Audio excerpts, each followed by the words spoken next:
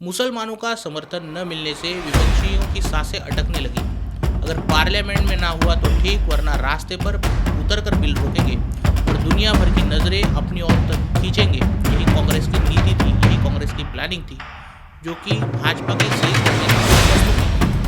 मुसलमानों को देखकर हाय हाय करने वाले राहुल गांधी भी इस बिल पर चर्चा के दौरान शांत रहे। उल्टे बीच डिबेट के समय भाग खड़े हुए। उन्होंने केवल एक ट्वीट कर अपना विरोध जताया और बिल के विरोध में मतदान किया। इंदिरा गांधी जैसी नाक होने के बावजूद प्रियंका गांधी ने अपनी नाक इसकी चर्चा में नहीं घुसाई। पूरा का पूरा विपक्ष इन 2 दिनों में केवल विरोध जताने के लिए विरोध करता रहा। जिस किसी ने इन्हें चुपचाप बैठकर दर्शक बने रहने की सूचना की थी वो होशियार था। खास बात यह है कि इसमें सुधांशु त्रिवेदी ने किसी का नाम तो नहीं लिया, लेकिन चोर की दाढ़ी में तिनका निकल आया। जिसने अजीज बर्नी की लिखी किताब 26/11 आरएसएस की साजिश का अनावरण किया था, वो खड़ा हो गया। और यही वो आदमी था जिसने जाकिर नायक गले से लगाते हुए जाकिर नायक को शांति का सौदागर कहा था। साथ ही उसे सांप्रदायिक के खिलाफ लड़ने वाला योद्धा बताते हुए उसका संदेश देश भर में पहुंचाने की मांग की। लेकिन 26/11 के हमले में मास्टरमाइंड का किरदार निभाने वाला तहब्बुर राणा जल्द ही भारत लाया जा रहा है। और जैसे ही वो भारत आएगा, वैसे ही इस हमले की कई परतें खुलने लगेंगी।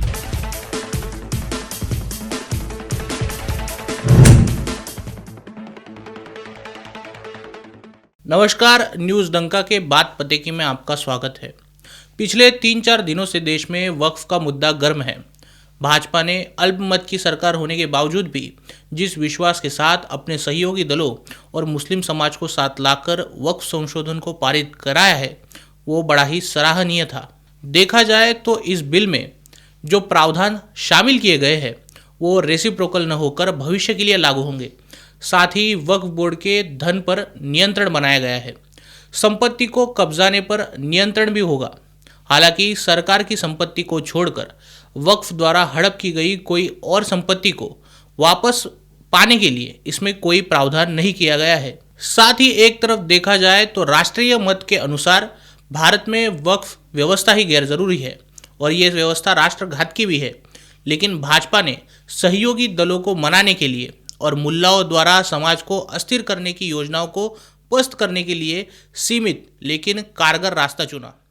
इसीलिए भाजपा के थिंक टैंक की सराहना करनी होगी जिसने वही युद्ध खेलने की सलाह दी जो जीता जा सके। जमीयत उलमाए हिंद, मुस्लिम personal law board, Tablighi Jamaat जैसे बड़े बड़े मुस्लिम संगठन मुसलमानों को प्रभावित कर रास्ते पर उतार कर एक आंदोलन छेड़ना चाहते थे। लेकिन यहाँ मुसलमानों को बात समझ आ गई कि अगर वक्फ बोर्ड सुचारू रूप से नियंत्रित होगा तो इसका फायदा गरीब, बेवा, तलाकशुदा, बेसहारा मुसलमानों को ही होगा। 12,000 करोड़ सालाना आय जुटाने की शक्ति वक्फ बोर्ड में है, जिससे मुसलमानों को हर बात के लिए नेताओं के सामने झोली फैलाकर भीख मांगने की जरूरत नहीं होगी। इस बात को समझने के बाद कई शहरों में मोदी सरकार के निर्णय का स्वागत भी हुआ और समर्थन भी। लेकिन दूसरी तरफ विपक्ष इस परिस्थिति को देखकर और भी भयभीत हो उठा। मुसलमानों का समर्थन न मिलने से विपक्षियों की सांसें अटकने लगी। अगर पार्लियामेंट में ना हुआ तो ठीक, वरना रास्ते पर उतरकर बिल रोकेंगे और दुनिया भर की नजरें अपनी ओर तक खींचेंगे। यही कांग्रेस की नीति थी, यही कांग्रेस की प्लानिंग थी, जो कि भाजपा की सही स्ट्रैटेजी से पस्त हुई। मुसलमानों को देखकर हाय हाय करने वाले राहुल गांधी भी इस बिल पर चर्चा के दौरान शांत रहे। उल्टे बीच डिबेट के समय भाग खड़े हुए। उन्होंने केवल एक ट्वीट कर अपना विरोध जताया और बिल के विरोध में मतदान किया।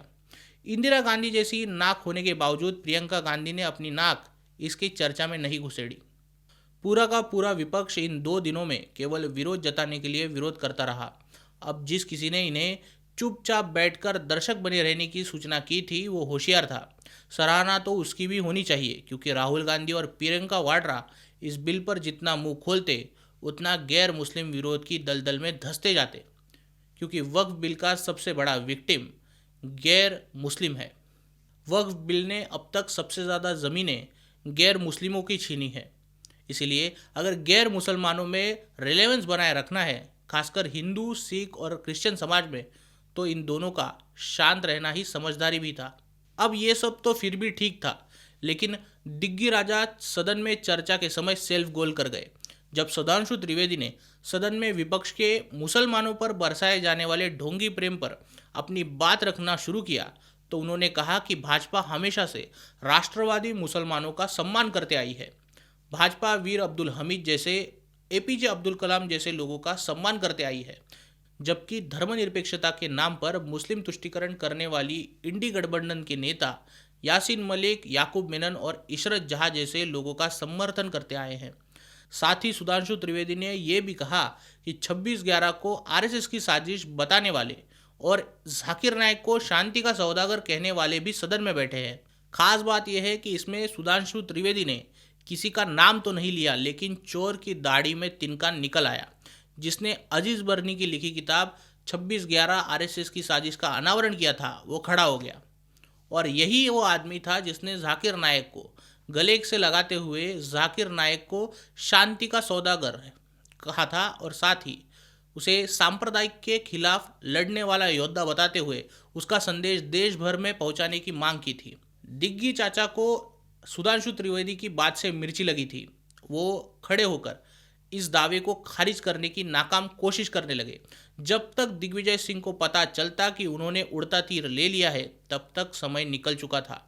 राष्ट्रीय स्वयंसेवक संघ जैसी राष्ट्रप्रेमी व्यक्ति निर्माण का महत्वपूर्ण काम करने वाली संगठना पर दिग्गी राजा और उसके पंटरों ने काफ़ी कीचड़ उछाला है।